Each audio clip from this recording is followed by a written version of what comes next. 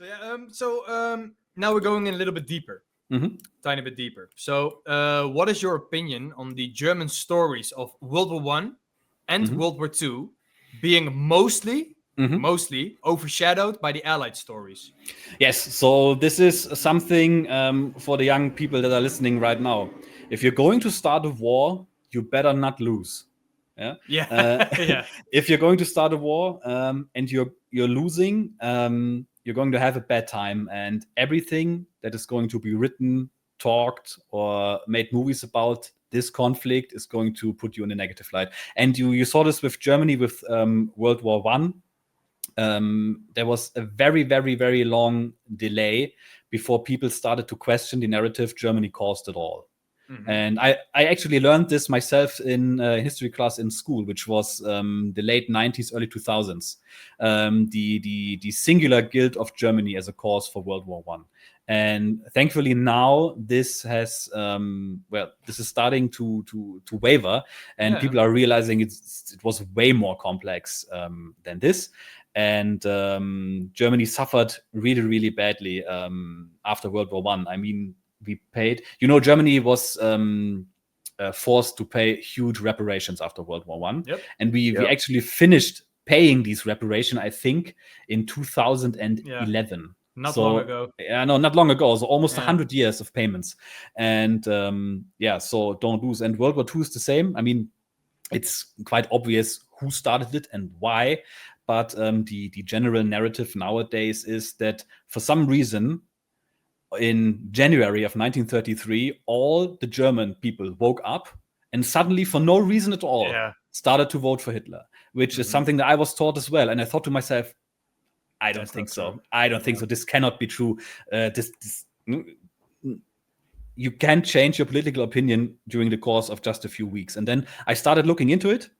And of course, it's also way more complex. I mean, we can go into it if you want or not. But the point is, the war, the Second World War especially, was terrible and will remain one of the most terrible tragedies in human history. But the causes for this war and the causes for the Nazi rise to power are way more complex than just 100%. people voted Yeah. Nazi. This is harebrained. This is borderline childish.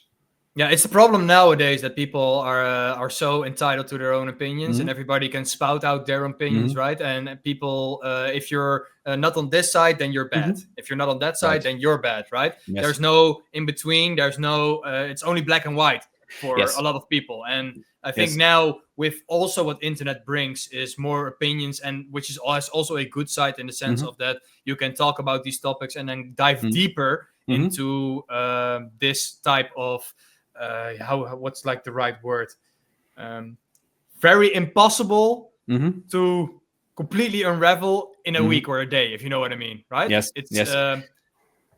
Yeah. You can't. And one of the things that you can't do, or that it's very hard to do nowadays, is to have a civil discussion that remains on the factual side, that doesn't turn emotional within 5 minutes. Yeah, agreeing to disagreeing with each other. Right, yeah. I mean, you can talk about everything. You can discuss everything that you want. I mean, we're all humans. We can pull our emotions back, which is what makes us human. We can oversteer our emotions with our mind. This is what makes us human. Yeah, we can sacrifice ourselves for others, which is again superseding our emotions with our mind. And the same should be possible, must be possible in a grown-up society when talking about every single topic of all time, and especially for things that are so controversial. You must be able to have a civil discussion, and in the end, if you come to the conclusion, okay, I disagree with what you're saying entirely, then that's fine too. Yeah. Exactly. Yeah. So I remember I made a video on the German war cemetery in the Netherlands. Maybe you've been there, Eiselstein.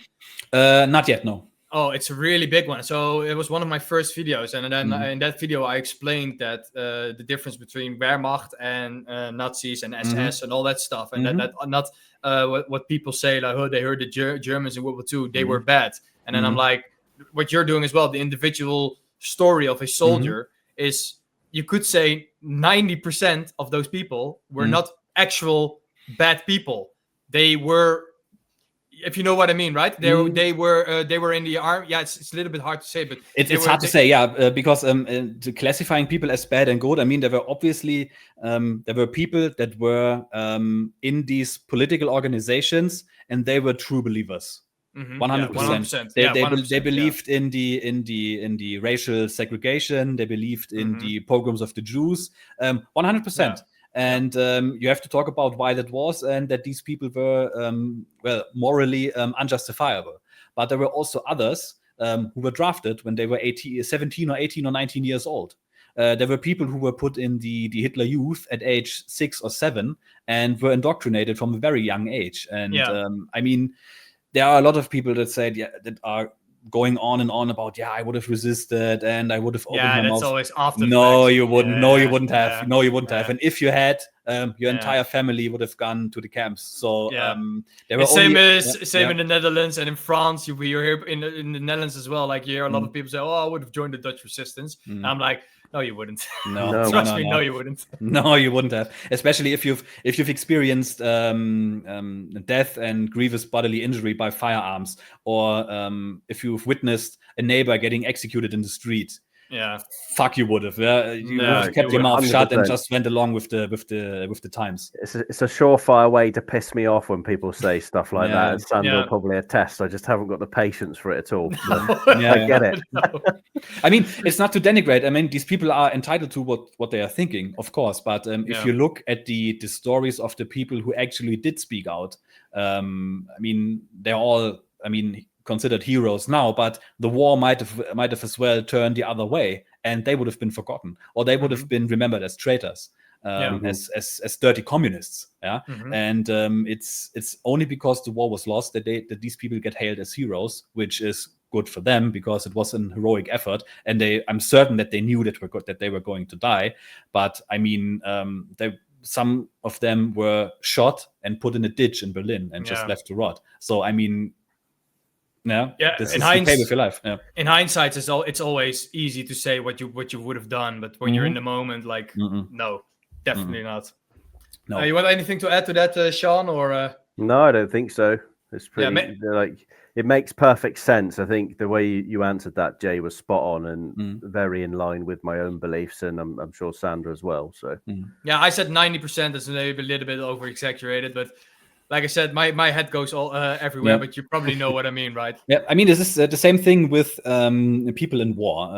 It's hard to put a percentage on it. I think there's three kinds of people that you're going to encounter in situations like these. There's 1/3 that's just going with the flow, that think the current system is perfect, it's doing pretty well, we have the economy is looking good, I have a job, I can feed my family.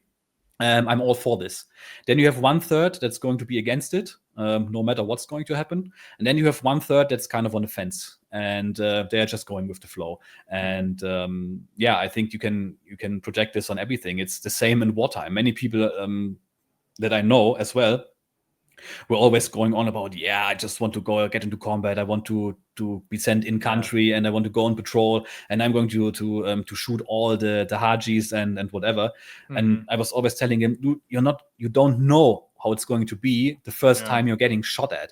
And my best friend actually, he experienced a bit of combat in Afghanistan, and it's the same as it has been 100 years ago. I mean, Ernst Jünger, who did the Storm of Steel book, in another book, he says, during war, people were questioning how the soldiers in the trenches were going on and on and on over the wire into the machine guns. And he said, again, there were three kinds of people. There was 1/3 who hated it, but they went along anyway because they had to. There was 1/3 who said, this is my life now, I'm going to do it. And there was the last third, which Ernst Jünger belonged to, who absolutely enjoyed it, who found their calling in life and said, I'm a warrior, I'm going to do this the best I can. And those are the kinds of people that then later in life usually have problems. We see this today with tier 1 operators in any country. You see this with the guys from the German special forces as well. They have a really hard time adapting to civilian life. And I mean, I had a hard time adapting to civilian life, and I've only been in for about 8 years. And I hated it. I absolutely hated it.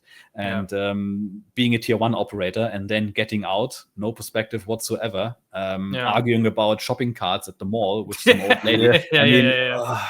Absolutely gruesome. It's the adrenaline also that you get there, which is addictive, right? So we have a friend as well who's been to Afghanistan, Iraq, Somalia. He was in the Dutch Marines. He did a lot of and seen a lot of stuff. But he told me as well one time that it's the adrenaline that you get there. It's you cannot get there anywhere else. And then all of a sudden you come back home and you're in your own house and you're sitting there in all the silence and nobody around you. It's just completely fucks with your head.